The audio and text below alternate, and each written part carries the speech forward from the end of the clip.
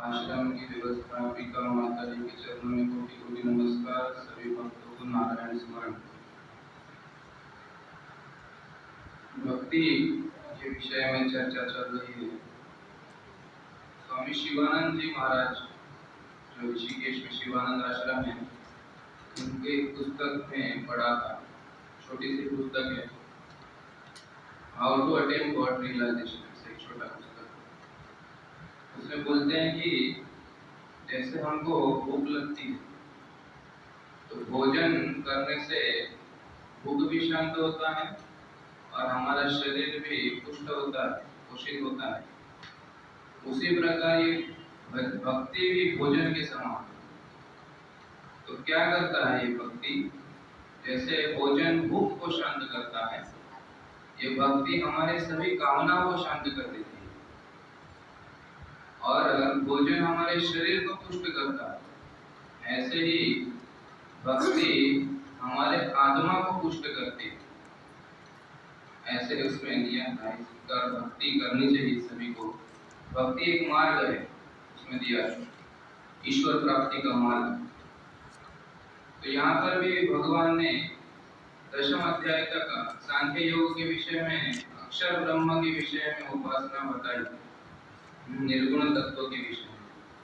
उसको करने में जो असमर्थ हो जाते हैं तो फिर भक्ति का मार्ग प्रदर्शित किया जाता है उनके लिए।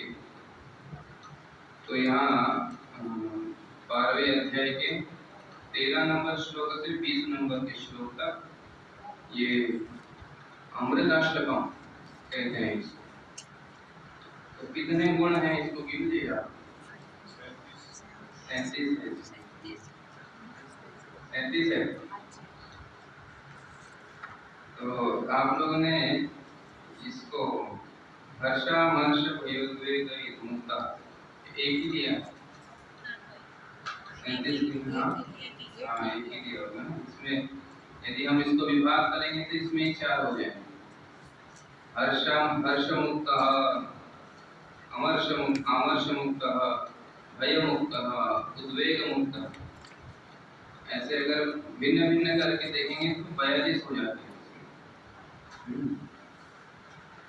तो एक ही यहाँ पर अभी हमारा एक प्रथम गुण हुआ था अद्वेष्टा, द्वेष रहित जो होता है। तो द्वेष रहित होने के बाद जब कोई द्वेष रहित हो जाता है, किसी से द्वेष नहीं होता है, तो सर्वप्रथम भावना क्या आती है? उदासीन होने की भावना आ जाती है। तो हम यदि किसी से द्वेष नहीं करते तो क्या करते हैं? उससे उदासीन हो जाने के लिए प्रयत्न करते हैं, है ना? छोड़ो उसको, उससे बात नहीं करेंगे। जैसे हमको किसी से थोड़ा सा नाराजगी है, द्वेष है, तो यदि हम उसको क्रोध नहीं करेंगे, द्वेष नहीं करेंगे, तो डायरेक्ट कौन सी भावना आती है? उदासीन की भावना। छोड़ो अभी इसको जो करना है करने दो, हम कुछ लेना देना नहीं। ये जो भावना है इसको उदासीन भावना बोलते हैं, मतलब उससे कोई लेना नहीं। तो इसलिए परमात्मा ने, श्री कृष्ण भगवान ने अद्वेष्टा सर्वभूतानां के बाद में उदासीनता नहीं दी। बोलते आप द्वेष छोड़ करके उदासीन मत बन जाना। आगे दिए मैत्र, मित्रता का भाव रखना चाहिए, उदासीन नहीं बनना चाहिए। तो मित्र को संस्कृत में सुहृद भी बोलते हैं। सुहृद, सुहृद दुर्वृदो मित्र मित्रयो, ऐसे एक सूत्र है। ये सुहृद क्या होता है? जो प्रत्युपकार रहित सहायता करता है उसको सुहृद बोलते हैं।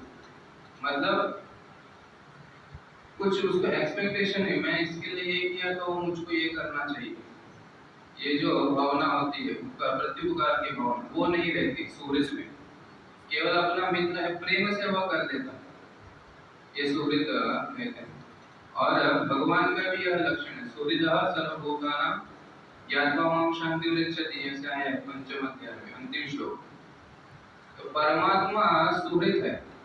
और हम जो आरती में भी गाते हैं ना रोज, निरुपति करुणा सिंधु वितत्राण परम, तो ये जो निरुपति है ये भी सुहृद का ही अर्थ है। मतलब उसमें से निर्गतो निर्गत उपधि यस्मात्, उपधि का अर्थ होता है कुटिलता, मतलब कुटिलता रहित जो व्यवहार करता है उसको बोलते निरुपति, यही सुहृद का अर्थ। तो परमात्मा सुहृद है, मित्र है सभी के। परमात्मा ऐसे करते हैं क्या, ये जो है ये व्यक्ति मेरी पूजा नहीं करता है तो परमात्मा फिर जो है उसको अपनी चेतनता नहीं देंगे, ऐसे होता है? तो परमात्मा किसी से प्रत्युपकार नहीं चाहते कि मैंने इसको चेतनता दी। जैसे सूर्य भगवान है, सूर्य भगवान सभी के लिए उदय होते हैं, और चाहे सूर्य के प्रकाश में कोई चोरी करे, सूर्य के प्रकाश में कोई किसी का मर्डर कर दे, कुछ भी करे, लेकिन सूर्य भगवान कैसे हैं, प्रत्युपकार रहित वो सहायता करते। किसी से कोई जैसे जल बहता, नदी नदी सभी के लिए बहती, तो इसलिए ऐसे सूर्य हमको भी सभी का बनना पड़ेगा। तो इसके लिए एक ये आता है, एक बार माउंट आबू में मैं गया था, वहां पर एक संस्था, वहां पर मैं तो सफेद वस्त्र में था, तो उनको पता नहीं था कि मैं जो है ये सब अध्ययन करता हूँ, तो वो मुझको पकड़ लिए, पकड़ करके बोले कि हमारे यहाँ 7 दिन का कोर्स होता है, उसमें बैठिए आपको पूरा परमात्मा का ज्ञान हो जाएगा, ऐसे सब। तो मैं बोले देखते हैं क्या करते हैं। तो मैं बैठा तो सीधा ये सीखा, परमात्मा जो है सज्जन व्यक्ति में रहता है, जो दारू पीते उसमें परमात्मा नहीं होते हैं, कुत्ते में परमात्मा नहीं रहते हैं, पत्थर में परमात्मा नहीं रहते। तो मैं बोला फिर ये सर्वव्यापक परमात्मा जो शास्त्र में देते हैं वो कैसे सिद्ध होगा? तो ऐसे कई लोग भ्रमित करने वाले होते हैं, कुछ भी कराते हैं, लोग भी उनके पीछे जाते हैं। तो ऐसे नहीं, परमात्मा कैसे हैं, सूर्य सभी का उपकार करने वाले हैं। तो ये क्यों बता कि जब हमारे परमात्मा ही इतने बड़े सूर्य हैं तो हम क्यों किसी से शत्रुता करेंगे? सभी से मित्र भाव करना चाहिए। एक दो क्या बोलते हैं, रामचरितमानस में एक आता है, हेतु रहित जग जुगा उपकारी तुम तुम्हार सेवक असुरारी, ऐसे आता है। तो हेतु रहित यही हो गया, प्रत्युपकार रहित। प्रत्युपकार रहित सकल जग के उपकारी होते हैं। कौन होते हैं? बोलते तुम तुम्हारा, तुम भी वैसे ही हो, तो भगवान भी वैसे ही है, और तुम्हारे सेवक भी ऐसे ही है। जो बोलते हैं जैसे बाप वैसे बेटा, और जैसे गुरु वैसे चेला, जैसे स्वामी वैसे सेवा। तो हमारे स्वामी जब इतने सुहृद हैं, मित्र हैं सभी के साथ, तो हमको भी सभी के साथ कैसे रहना चाहिए? मित्र भाव से रहना चाहिए। तो यहाँ पर कोई पूछेगा कि कैसे हम सबसे मित्र भाव, कोई हमको कष्ट देता है, दुख देता है, तो उसके साथ कैसे मित्र भाव करें?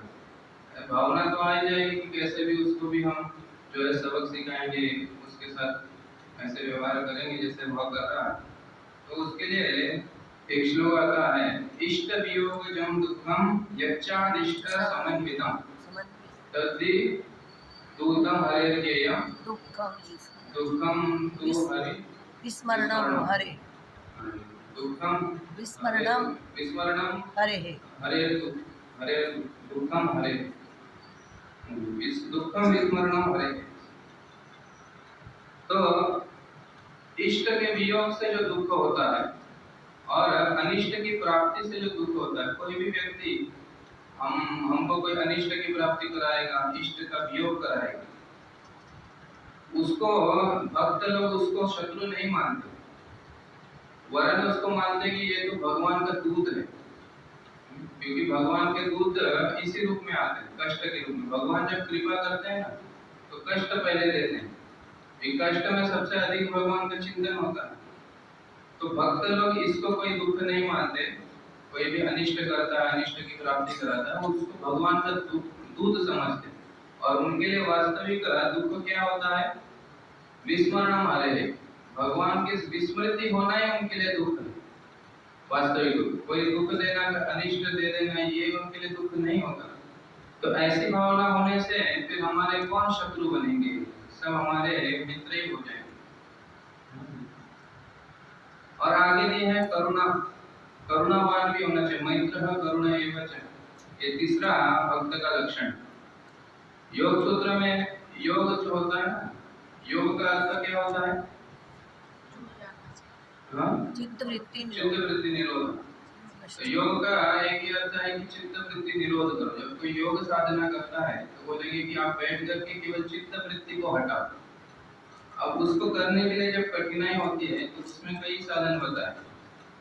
चित्त वृत्ति निरोध सीधा नहीं हो जाएगी, तो ईश्वर प्रणिधान और ज्योतिषमती व प्रज्ञा ऐसे है, और वीतराग विषय व चित्तम, ऐसे कई प्रकार की उपासना बताए जिससे चित्त वृत्ति निरोध हो जाएगा, उनको समाधि लग जाएगी। उसमें एक और उपाय देते हैं, ये मैत्री करुणा मुदितोपेक्षाणाम सुख दुख पुण्य पुण्य विषयाणाम भावनात चित्त प्रसादनम। लेकिन हमारा चित्त रुकता क्यों नहीं है? हमेशा कुछ न कुछ सोचता रहता है, फिर हमको प्रवृत्त कराता है विषय भोग की तरफ, क्योंकि वह प्रसन्न नहीं होता। अंदर में कोई ना कोई बेचैनी जैसे होती रहती है, जिसके कारण वह चलता रहता है। तो चित्त को प्रसन्न करना ये एक उपाय। यदि हम चित्त को प्रसन्न कर देंगे, उस प्रसन्न चित्त से भी हम कुछ भी काम करा सकते हैं। ऐसे छोटे बच्चे होते हैं, पढ़ते नहीं है, उनको हम क्या बोलते हैं? ये पढ़ेगा तो ये टॉफी तुमको दे दूंगा। उनके चित्त को प्रसन्न करने के लिए प्रयास करते हैं, प्रसन्न हो जाता है तो तुरंत जो बोलते हैं वो कर देता है। उसी प्रकार चित्त को प्रसन्न करने के लिए उपाय दिया है। बोलते हैं कि इस दुनिया में 4 प्रकार के लोग होंगे। हम जितने भी व्यवहार करेंगे इस दुनिया में, उस सभी व्यवहार के अंदर में 4 प्रकार के लोग आ जाएंगे। एक होंगे सुखी, सुखी व्यक्ति होते हैं। दूसरे होते हैं दुखी व्यक्ति, तीसरे होते हैं पुण्यवान, और चौथे होते हैं पापी। ये 4 प्रकार के लोग हमारे सामने आएंगे व्यवहार जब करते हैं। या तो कोई सुखी होगा, या तो कोई दुखी होगा, या तो कोई पुण्यवान होगा, या तो कोई पापी होगा। तो ये 4 प्रकार के लोगों से 4 प्रकार का हम व्यवहार यदि करेंगे तो हमारा चित्त जो है प्रसन्न हो जाएगा। तो सुखी व्यक्ति के प्रति क्या व्यवहार करना चाहिए? तो बोलते हैं मैत्री भाव करना चाहिए। जो भी सुखी हमको दिखते हैं समाज में, उनसे मित्रता। ऐसे नहीं कि वह सुखी है तो जो है उससे द्वेष करने लग जाएंगे। जैसे हमारे पड़ोस वाले, हम तो ज्यादा सुखी हो गए, उनके पास जो अधिक धन आ गया, अधिक संपत्ति हो गई, तो हमको क्या हो जाता है? द्वेष हो जाता है। तो ये भावना नहीं। सुखियों के प्रति मैत्री भावना, और दुखियों के प्रति करुणा भावना, और पुण्यवान जो होते हैं उनके प्रति मैत्री करुणा मुदित भावना, हर्ष की भावना होनी चाहिए, प्रसन्नता की भावना होनी चाहिए। और पापी व्यक्ति जो होते हैं, पापी व्यक्ति के प्रति हमको हमेशा उदासीन भावना रखनी चाहिए। ऐसे 4 प्रकार के व्यवहार करने से हमारा चित्त प्रसन्न हो जाएगा, और उस चित्त को फिर हम योग में लगा सकते हैं। ऐसे उसमें उपाय तो यही यहाँ पर दिया है। पहले मैत्री भावना जो दिया, फिर करुणा दिया है, आगे उदासीन भी आएगा जो 16वें श्लोक में है। अनपेक्षा सुचिर दक्ष उदासीन, उदासीन भाव भी आएगा। फिर गतव्यता, यही मुदित भावना है, व्यथा नहीं होनी चाहिए किसी को देखकर, प्रसन्नता की भावना होनी चाहिए। तो वही करुणा की भावना जो तृतीय है उसको बताते हैं। करुणा बहुत ही आवश्यक भावना सभी के अंदर होती है। तो इसको भक्ति सूत्र में भी दिया है। दया की भावना बोलते हैं। करुणा की भावना मतलब दया की भावना। दया धर्म का मूल है, पाप मूल अभिमान, तुलसी दया छाड़िए जब लग घट में प्राण। ऐसे दया ना छाड़ी। हाँ, दया ना छाड़ी। दया नहीं, तुलसी दया न छाड़ी। तुलसी दया न छाड़ी जब लग घट में प्राण। तो दया धर्म का मूल है, और पाप का मूल क्या है? अभिमान। इसलिए दया को नहीं त्यागना चाहिए, जैसे तुलसीदास जी का भी वचन है। और साथ में यहाँ पर भक्ति सूत्र में भी दया के विषय में आता है कि अहिंसा सत्य शौच दया आस्तिक्यादि च चारित्र्याणि परिपालनीयानि। मतलब भक्त को अहिंसा, सत्य, शौच, दया और आस्तिक्य आदि भावना का पालन करना चाहिए। इस प्रकार ये दया की भावना, करुणा की भावना भक्त के भीतर होना चाहिए। ये तृतीय गुण है भक्त का। चतुर्थ है निर्मम।